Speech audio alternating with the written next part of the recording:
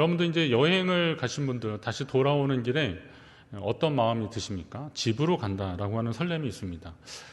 제 아내를 비롯한 주부들은 좀 집에 가니까 다시 밥을 한다는 것 때문에 좀 싫어하시는 분들도 있긴 하더라고요. 그러나 대부분의 분들은 집으로 돌아간다면 막 설렘들이 있습니다. 집이 뭐 좋고 나쁘고를 떠나서 내가 집으로 다시 돌아간다, 내 살 곳으로 다시 간다라고 하는 설렘이 있습니다.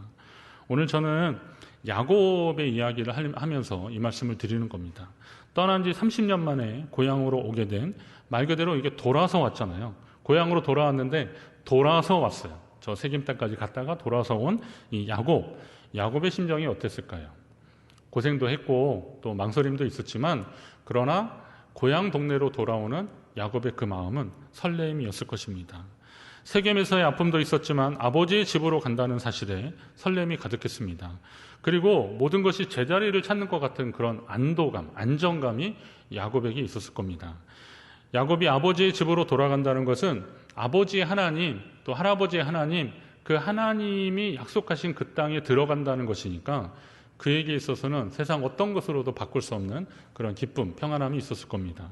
시편 4편에 보면 하나님이 내 마음에 두신 기쁨은 세상의 어떤 것으로도 풍성한 것보다 더 큰, 그것으로 얻는 것보다 더 큰 기쁨이다, 이렇게 말씀하고 있어요. 그렇게 고백하고 있어요. 또 하나님이 나를 평안히 눕고 자기도 하게 한다. 하나님이 나를 눕고 자게 한다. 여러분 지난밤에 잠 잘 주무셨습니까? 예. 대단하십니다. 어제 되게 더웠잖아요. 그래서 에어컨을 막 틀까 말까, 틀면 좀 약간 추운 것 같고, 그래서 근데 이 밤에 잠을 잘 자는 그것도 체력이 필요하고, 체력도 체력이지만 이 마음의 그 심리적 안정 상태가 잠을 잘 오게 하는 겁니다. 그렇지 않으면 자다 깨다를 몇 번씩 반복하게 되잖아요. 그러니까 눕고 자는 것도 이것도 하나님의 은혜더라고요. 하나님이 사랑하시는 자에게 잠을 주시는 것도 그거예요. 예배 시간에 존다고 해서 그건 사랑해서 주는 잠이 아니에요. 그런데 어떤 분은 또 그렇게 말씀하시더라고요. 자, 하나님은 사랑하시는 자에게 잠을 주셔요. 그거는 평안히 눕고 자게 하는 거예요. 그러니까 하나님 안에 있을 때가 가장 안정감을 느끼게 되는 겁니다. 그 대상관계 이론에서 가장 많이 나오는 게 뭐냐면 애착 인형이나 그 대상물들이 있는 거 아시죠? 아이들이 자라날 때요, 그 이상하게 뭐에 하나 꽂히면 그거 없으면 막 불안해하고 힘들어하는 겁니다. 인형 막 꼬질꼬질한데도요, 그거를 막 몇 년을 계속 갖고 다니는 겁니다. 저희 아이는 개인적으로 이불에 꽂혀가지고 그 이불을 제가 그때 공부를 제대로 안 해가지고 그게 그런 건지도 몰랐어요. 하도 그냥 해지는데도 그걸 계속 덮길래, 여름인데도 겨울 그 솜이불 같은 그거를 덮길래 제가 그걸 어디 장롱이나 어디 숨겨놓고 그랬는데도 어떻게든 집을 다 뒤져서 그걸 꺼내더라고요. 보니까 전문가들이 얘기하는데 그거 안고 자는 게 걔에게는 가장 행복한 시간이라는 거예요. 여러분 무엇 때문에 가장 행복하십니까? 주님 안에 있을 때 가장 평안함을 누리실 줄로 믿으시기 바랍니다. 우린 그런 삶을 하나님 앞에 추구하면서 사는 겁니다. 하나님 안에 있을 때 그때가 가장 기쁘고 평안한 삶이 성도의 삶이 되어야 하는 겁니다. 오늘 이 시간 말씀을 통해서 야곱이 하나님의 집으로 나아가는 과정, 그리고 그 과정에서 그에게 밀려왔던 기쁨, 설렘, 물론 두려움도 있었죠. 떨림도 있었죠. 또 세겜에서 있었던 이 때문에 정말 그 낙심하는 상황도 있었지만, 그러나 그 모든 것을 대신할 수 있을 만한 하나님 주시는 기쁨과 평안함을 찾기까지 야곱에게 하나님이 어떻게 역사하셨는지를 다시 한번 확인하면서 우리도 은혜의 주인공 되시기를 간절히 바랍니다. 우선 베델에서 하나님을 만났습니다. 베델에서. 세겜에서 실패했는데 그때 하나님의 음성을 듣는 것도 복이라고 그랬습니다. 그래서 하나님이 베델로 올라가라 그랬을 때 가족들에게 우리가 베델로 올라가기 전에 좀 정리할 거 정리하고 가자. 그래서 그들의 우상을 버리고 몸을 정결케 하고, 그리고 그들이 그 잘못됐던 것들을 다 좀 정리한 다음에, 그리고 세겜 상수리 나무 아래에 금붙이들 다 묶고 그리고 올라가는 겁니다. 자, 그렇게 하나님 앞에 올라갔는데 야곱이 그곳에서 뭘 했습니까? 제단을 쌓았다 그랬어요. 제단을 쌓은 것은 제사를 지낸 거잖아요. 그리고 그곳 이름을 엘베델, 엘이라고 하니까 하나님이라고 그랬는데 베델의 하나님, 그렇게 엘베델이라고 다시 이름을 줬습니다. 이게 야곱에게는 굉장히 의미 있는 일입니다. 30년 전에 그 루스 땅이었잖아요. 거기에서 야곱이 환상을 보고 하나님이 내가 너와 함께하리라, 내가 어디로 가든지 너를 지켜주리라 약속하시니까 그 약속의 말씀에 힘입어서 잠자던 베개 삼았던 그 돌을 세워서 기둥을 세우고 기념비를 세우고, 그리고 하나님 앞에 베델이라고, 이것을 베델이라고 했던 그 야곱의 그 언약, 그리고 다시 그렇게 하겠다고 약속한 그것을 지금 30년 만에 실행하고 있는 것이니 야곱에게는 개인적으로 이게 얼마나 기쁘고 감사한 일이겠습니까? 그런데 여기서 한 가지 더한 것이죠. 그때는 야곱이 혼자 제단을 쌓았지만 오늘은 그렇지 않았던 거예요. 그의 아들들, 첫째 아들이 르우벤, 시몬 이런 첫째, 둘째가 지금 이 시점으로 본다면 거의 30이 가까운 장성한 아들들 아닙니까? 얼마나 신났어요. 야곱은 지금 100세가 넘었으니까 힘도 없는데 그 아들들이 막 돌 달아가지고 제단을 막 쌓기 시작하는 거예요. 그때 그 야곱의 마음이 어땠을까요? 감사했을 것입니다. 가족만 그랬어요. 그와 함께하는 하인들도 제단을 쌓았습니다. 야곱이 전에는 혼자 있지만 지금은 가족이 함께하고 있습니다. 가장 중요한 여러분의 가정이 신앙 공동체로 하나님 앞에 서게 되시기를 간절히 바랍니다.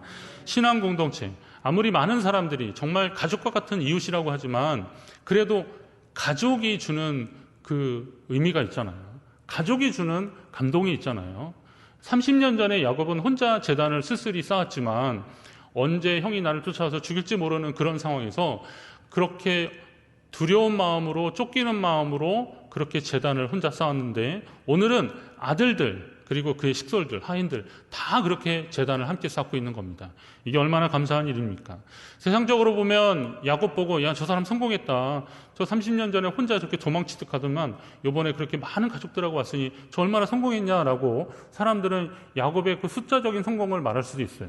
그에게 많은 그 가축이나 재물이 있었으니까 성공했다고 말하지만 야곱의 입장에서 진짜 성공은 뭐겠어요? 하나님 날 지켜주셨구나. 오늘 나이 다 된 것은 주의 은혜다라고 고백하며 하나님 앞에 감사하는 그 믿음, 그게 가족이 함께 있었기 때문에 이게 가능했던 일이라는 겁니다. 자, 이스라엘이 베델에 서는 상황을 또 다시 한번 말씀드립니다. 야곱이 베델에서 제단을 쌓은 것은 하나님의 은혜였는데 그렇게 제단을 쌓았더니 하나님이 그에게 복을 주시며 축복해 주십니다. 뭐라 그러시냐면 내 이름이 야곱이라고 하지 않느냐. 그러나 내 이름이 야곱이지만 내 이름을 다시는 야곱이라 부르지 않고 이스라엘이 내 이름이 되리라 라고 말씀하십니다. 여러분 이 부분을 읽으면 익숙하지 않습니까? 이미 우리가 경험했던 그 사건을 다시 쓰는 것 같지 않습니까?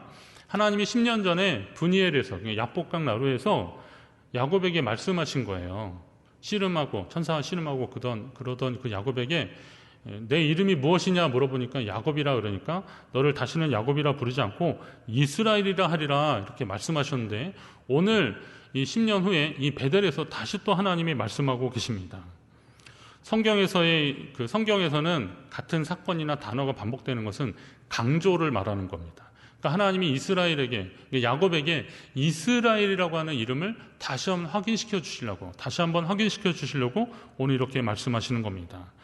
하나님이 이스라엘이라고 하는 갱신된 언약의 이름을 또 다시 한번 말씀하신 것, 이것은 여전히 그와 함께 하셨다라는 것을 하나님이 확인시켜 주시는 겁니다. 그리고 앞으로도 내가 너와 함께 하리라 라는 것을 확인시켜 주시는 겁니다. 오늘 우리도 하나님을 만나서 믿음 안에 살려고 했지만 시간이 좀 지나면서 삶에 쫓기고 그러면서 하나님의 기억이 희미해지면서 그렇게 하나님 앞에 결단했던 것들을 놓쳐버리고 그냥 묻혀서 사는 그런 경우들도 있습니다. 예배의 감동도 별로 없고 그냥 예배 안 드리면 마음이 찜찜하니까 그렇게 예배 드리는 그런 좀 밋밋한 그런 신앙의 상태가 올 때도 있습니다. 어쩔 때는 감격하지만 그러나 또 어쩔 때는 이 기복이 좀 왔다 갔다 업다운을 계속하는 그런 경우도 있어요. 그러나 중요한 것은 우리가 다시금 우리를 부르신 하나님을 만나야 한다는 거예요. 하나님의 음성에 응답해야 되는 겁니다. 이름을 통해서 하나님이 그 사람의 정체성을 확인시켜 주시는 그런 방법을 성경에서 많이 사용하시더라고요. 가이사랴 빌립보에서 예수님이 제자들에게 물어보십니다. 사람들이 나를 누구라 하느냐? 그랬더니 세례 요한이라고 하고 엘리야라 그러고 예레미야 같다고 하고 그럽니다. 그랬더니 예수님 물어보시죠. 그럼 너희는 나를 누구라 하느냐? 그랬더니 우리의 베드로가 주는 그리스도시요 살아계신 하나님의 아들이십니다. 그랬더니 예수님이 막 칭찬을 합니다. 칭찬하시면서 시몬아 내가 복이 있도다. 이를 내게 알게 하신 이는 혈육이 아니요 하늘에 계신 아버지시니라 이렇게 칭찬합니다. 그러면서 그 고백의 뒤에 뭐라 그러시면 너는 베드로라. 내가 이 반석 위에 내 교회를 세우리니 음부의 권세가 이기지 못하리라 라고 말씀하십니다. 저는 이 대목을 보면서 이 베드로라고 하는 말이 말하자면 이제 게바라는 거는 아람어고요. 근데 이 베드로라는 말은 이제 그 헬라식 이름입니다. 그러니까 이 이름을 주시면서 베드로가 그 믿음의 반석 위에 그가 쓸 것이다라는 것을 예수님이 이제 확인시켜 주고 계시는데, 근데 이 이름을 계속 들어보면은요, 예전에 이 시몬이라고 하는 이름에 베드로라고 하는 이름을 붙여주신 게 이제 예수님이신데, 오늘은 예수님이 그에게 뭐라냐면, 시몬아, 내가 복이 있도다, 이렇게 말씀하시더라고요. 저는 이 대목이 처음에는 좀 이해가 안 돼서 계속 말씀을 묵상하고 다시 봤어요.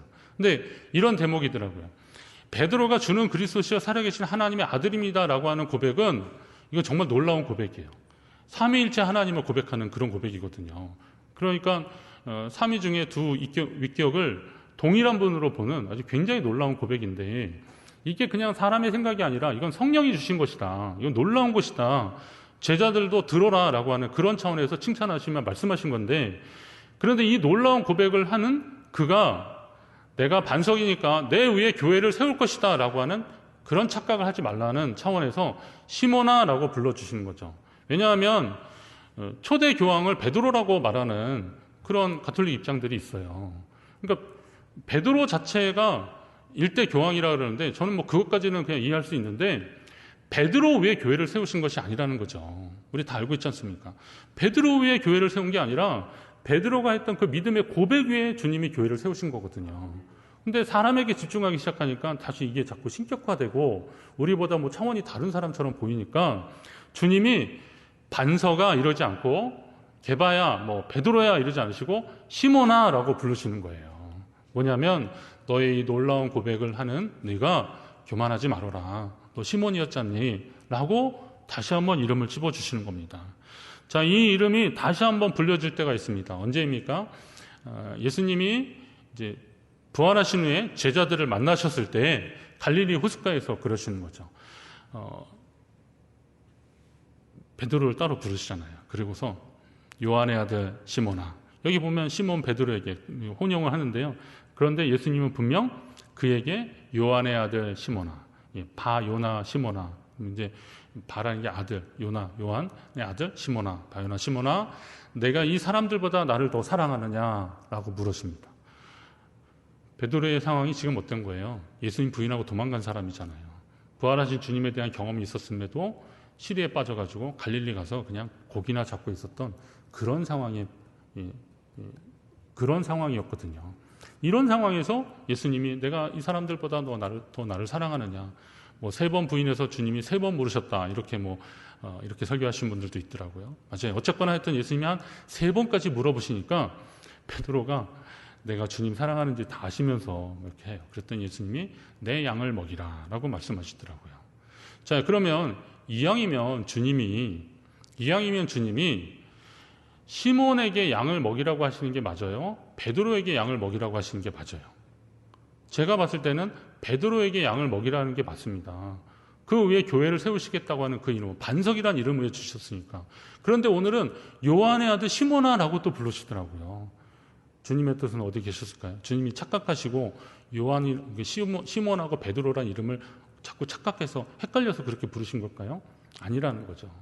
여기서 다시 보면 제가 이제 사역자로서 경험을 하면 이런 거더라고요. 제가 이제 이 말씀을 묵상하면서 제가 느끼는 감동은 그거였어요. 저는 때로는 이제 목사로서의 사역을 감당할 때가 있습니다. 근데 하다 보면 정말 이게 맞나라고 하는 생각들 들고, 어쩔 때는 좀 회의를 느낄 때가 있고 막 그렇습니다. 예전에 그 선배 목사님이 제가 한번 찾아가서 말씀을 나누다가 그 목사님이 하셨던 이야기가 제 평생에 저한테도 마음에 있는데요. 그분이 그런 말씀 하시더라고요. 나는 하늘의 얘기를 하고 있는데 성도들은 자꾸 땅에서 사는 사람들이라서 내 이야기를 잘 소통이 안 되는 것 같아서 힘들다고 그러시더라고요. 처음에는 그냥 웃고 말았는데 그분하고 이제 식사를 마치고 집에 돌아오면서 그런 생각이 막 들었어요. 나는 혹시 하늘의 이야기만 하느라 성도들에게 이 땅에 있는 문제들에 대한 해결점이나 아니면 그런 상황 속에서 주님을 바라보라 이런 이야기를 자꾸 놓치는 것은 아닐까. 제가 이제 설교자로서 그런 고민들을 계속 했거든요. 그러면서 느끼는 거는 뭐냐면 결국은 성도들이 이 땅에 살고 있지만 이 땅은 발은 이 땅에 딛고 있지만 우리의 눈과 우리의 소망은 하늘에 있는 거니까 이거를 이어주는 역할들을 해야 되는데 이거 놓치면 안 되겠구나라는 그런 차원이 있습니다. 그러다 보니까 어쩔 때는 너무 이게 감정이입이 돼서 제가 좀 힘들 때가 있고 어쩔 때는 좀 낙심이 될 때도 솔직히 있었습니다.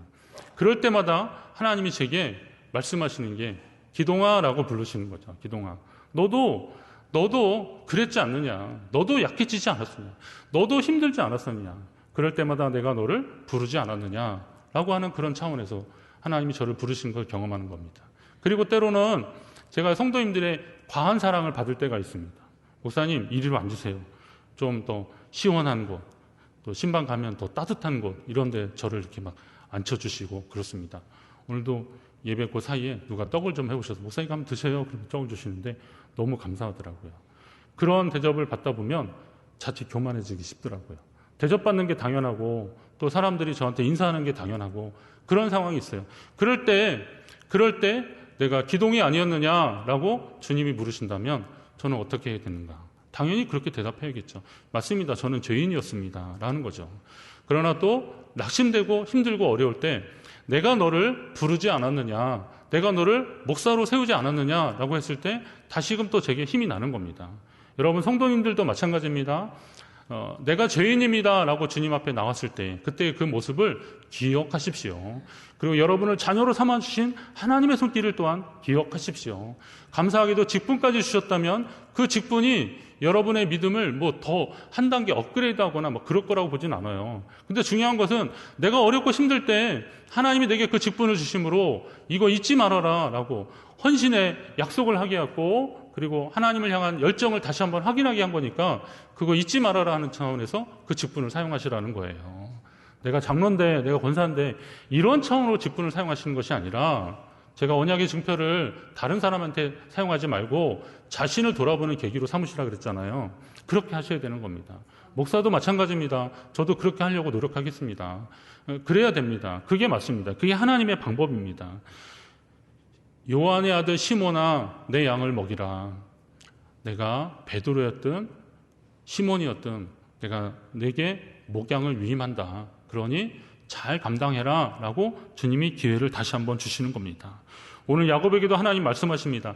고향 땅에 돌아왔다는 기쁨도 잠시 다시 나그네 길을 가야만 하는 그 야곱의 생애 가운데 얼마나 낙심이 됐겠습니까?